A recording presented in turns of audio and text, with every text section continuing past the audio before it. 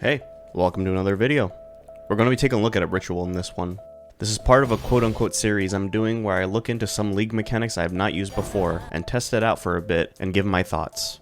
So going into ritual, I knew it was going to be a little bit hit or miss, and my sample size is probably not doing the mechanic justice, but it wasn't that great. It's probably decent on league start, seeing as a lot of items you get offered in the ritual window are rare items, fractured/synthesized items, and veiled items, along with lower tier bubblegum currency, some div cards, fragments like scarabs and such. On league start, you may find well-rolled rares, or take some veiled items in order to unlock some of the veiled crafts without having to get them from betrayal. But now that we're 2 weeks into the league, you're just gambling to get big ticket items, and if you don't hit them, you don't make profit. Even the special item bases that come from ritual, at least the ones that I found like Blizzard Crown, were only 20C at the most.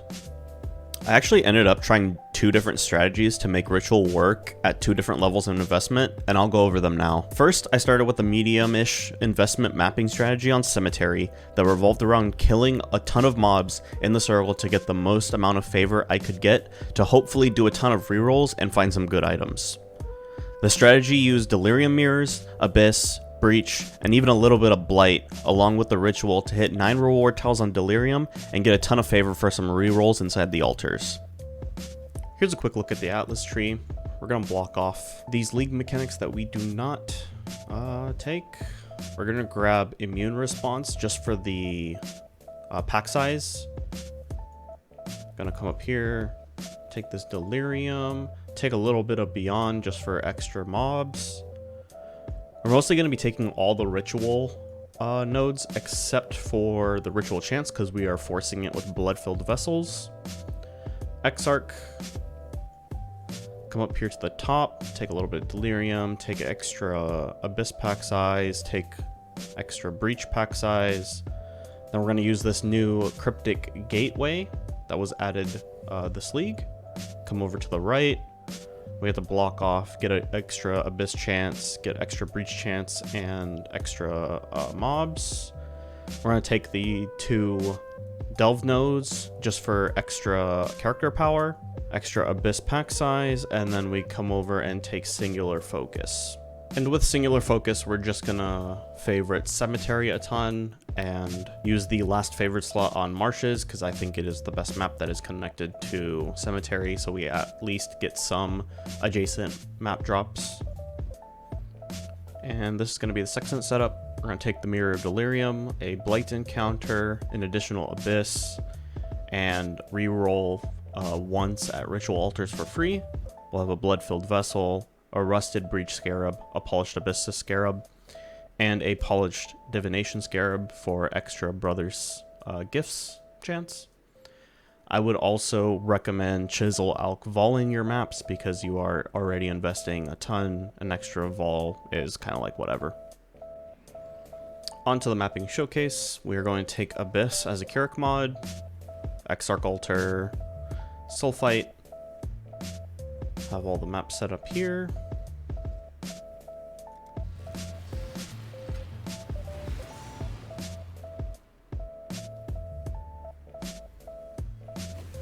You are the only one who I would pop this altar and pop the breach at the same time.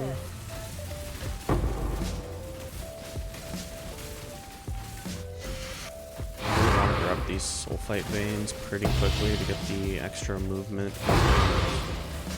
Attack speed. I'm not up to that just yet.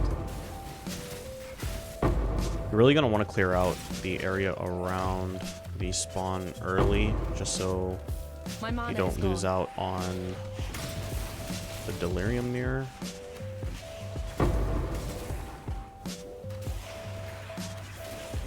Pop this abyss. Oh, it's going north. And not come towards the ritual altar. That's whatever.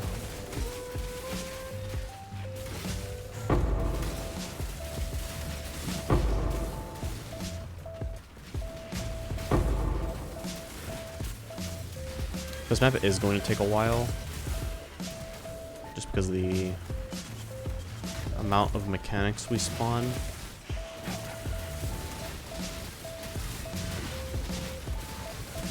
That's also kind of the reason why I don't take the entire Abyss wheel at the top. You tend to get 3 or 4 whole Abysses quite often. And even on this map, sometimes when you have the 4 Abyss nodes spec'd, it sometimes goes into the corner and ends at 2 holes anyway.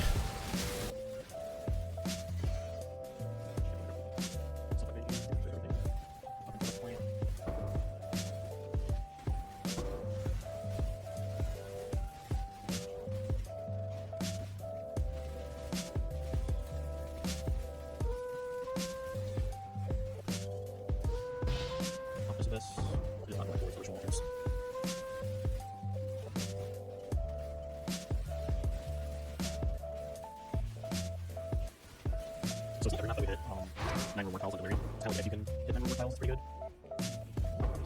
I usually try to pop the lightning counter pretty quickly, as once you get to around 7 or more tiles, the counter gets pretty hard. It just so happened that the best spawned a little bit deeper in the map than normal.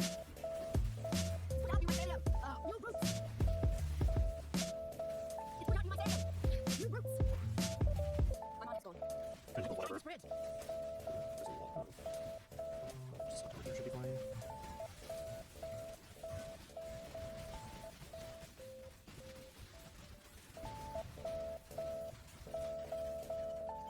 Okay, we're at 7 more tiles, so it looks like we're gonna end at 8 this map.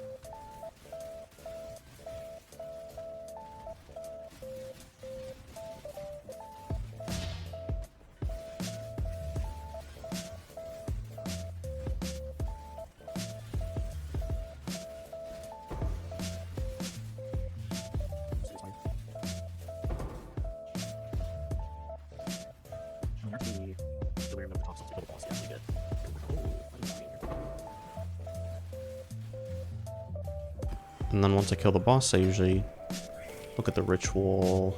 No, I don't think this is worth anything. Nope.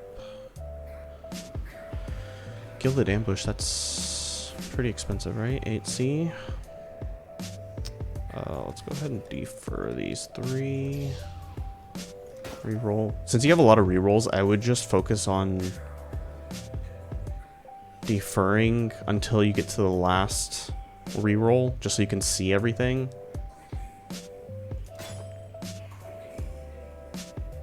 Currency doesn't seem too great. I don't think 7 Chayula. It's about maybe 3C. Yeah. Let's go ahead and reroll. This is our last reroll, so we will go ahead and buy everything now. Null and void. Nope. Fractured. Yep, this is a lot of what you get when you do ritual. Just a whole lot of nothing. So here's a screenshot of the loot, although I thought I took a screenshot of the currency tab before I dumped it back to my main tab, so that is missing. And here's the excellence calculation for the currency tab and the 2 extra tabs I had after I finished 48 maps with this strat. Keep in mind that excellence doesn't factor in map price, including guardian maps. So counting the T16 cemeteries as 5 chaos, rest of the T14 to 16 maps is about 2 chaos, and average prices for the guardian maps, I made about 4,900 chaos, or about 23 divines. Now to talk about the investment in each map, the scarab prices are here, sextant prices are here, divided by 4, along with 2C on the map device for Abyss, and my average investment per map is about 20C. Now to take the difference between our profit and the investment, our final actual profit is about 19 divines. Because of the amount of mechanics that were in the map, the clear time, including looting the map afterwards, is very long, like average 9 minutes. I would guess that the strat is average around 2 to 3 divines an hour if you factor in time to sell all the drops. It just doesn't seem too great. That being said, I really didn't have any luck with ritual. I think the best things I found inside the altar were sextants that were actually pretty common, and they're pretty expensive this league. Outside of that, there was a few ritual bases, some stack decks, some just loose chaos, it was just nothing special for the amount of investment we were putting into it at each map.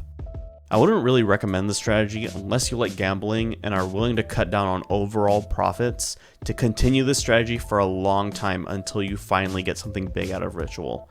I feel like if you replaced Ritual with another actually profitable league mechanic, you would see more profit and success, like Legion. Now, that was actually going to be the end of the video until I was looking at the Ritual nodes and realized there was a lot of Ritual spawn chance on the tree in the small nodes. Exactly 7 nodes that give you 5% each, which means if we take Wandering Path, we could have up to a 70% chance for Ritual altars to spawn on their own. Add in Stream of Consciousness, and the chance to spawn altars would go up a ton. So I ended up with this strategy. All can go Ritual with Delirium on Crimson Temple, because if you're gambling in the altar, you might as well also gamble for some Apothecary drops. So this is going to be a little map showcase for the second strategy. I just leave it on increased quantity, Exarch altars, no master missions. Since we're running Stream of Consciousness, no fragments.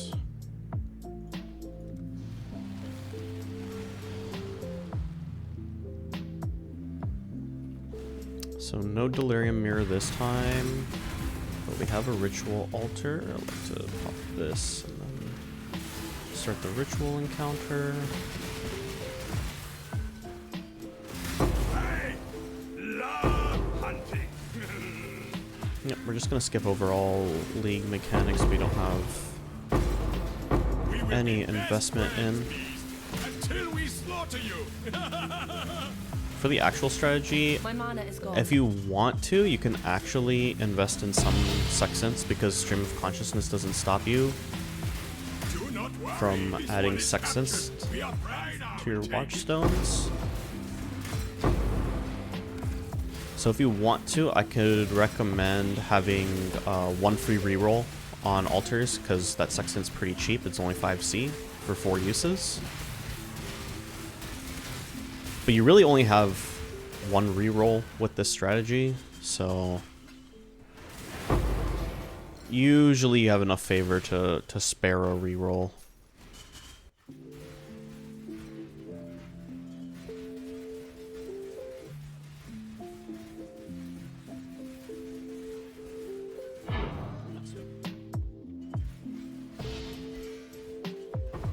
Do go ahead and full clear map with the strategy.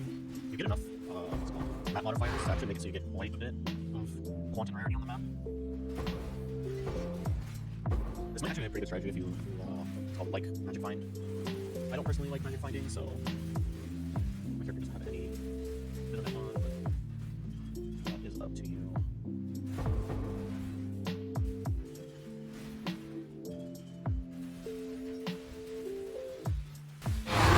Map boss.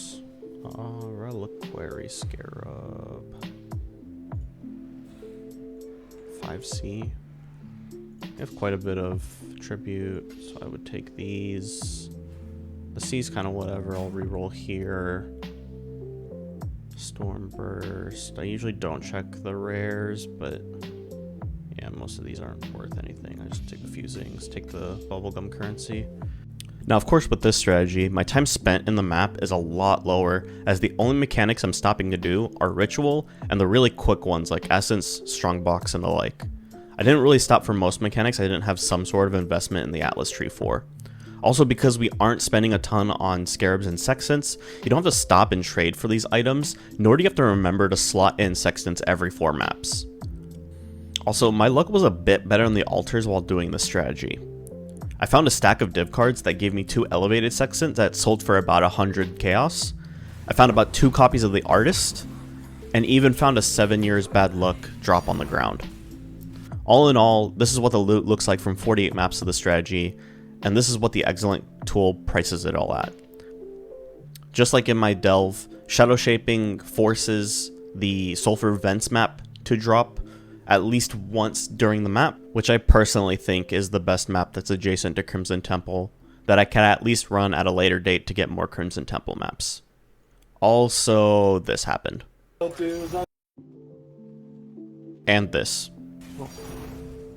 These, of course, were omitted from the Excellence tool, and I'm not meaning that the 2 Apothecaries and the 7 Years Bad Luck dropped within like 15 minutes of each other.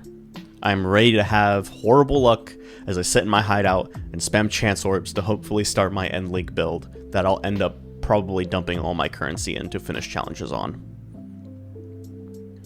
But probably as a closer, I wouldn't really recommend doing Ritual right now, and if you really wanted to, I would just go with the second option as it's a lot less hassle and you're gambling anyways, so why not turn on Eater Altars and try to fish for a Divine Altar and hope for Apothecary drops. For the next video and strategy, I'm actually probably going to take some suggestions. I'm thinking of doing Blighted maps along with the Ravaged versions, as I've done Blight in maps, but typically would sell the Blighted maps in previous leagues. Also, another option I've been thinking about is doing Guardian map rotations, where you do the 4 Guardian maps. I was thinking Shaper, run the Invitation fight, and then sell the Awakened gems and the Shaper set and everything else you get in the map. If you have any other suggestions, please let me know in the comment section down below. I'd like to take this time to thank everyone for all the support on the last video. It kind of blew up more than I would have ever thought, and literally tripled my subscriber number in just 2 or 3 days. I'll continue to make content for PoE as long as I have the time to and enjoy the league. If you are watching this around the time it gets posted, I'll probably be live on my Twitch channel doing some maps and hanging out, so come on and stop by. Again, if you like the video or have any opinions or suggestions, feel free to leave a like, subscribe, and comment down below. Thank you.